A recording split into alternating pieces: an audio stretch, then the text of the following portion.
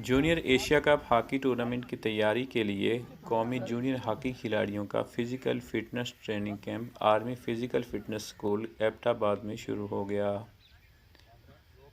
Camp में fitness training के साथ साथ तकनीकी ड्रिल्स और मुख्तलिफ टेस्ट भी किए गए।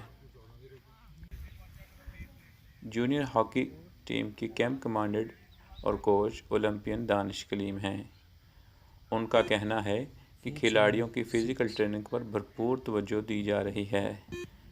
खिलाड़ियों की सलाहियतों को मज़ीद बेहतर बनाने और जदीद साइंसी तकनीक सिखाने पर ख़ुसूसी काम किया जा रहा है।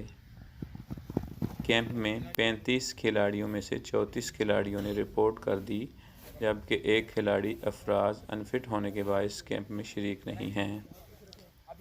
Junior Asia cup hockey tournament Bangladesh के शहर ढाका में आइंदा साल जनवरी में खेला जाएगा।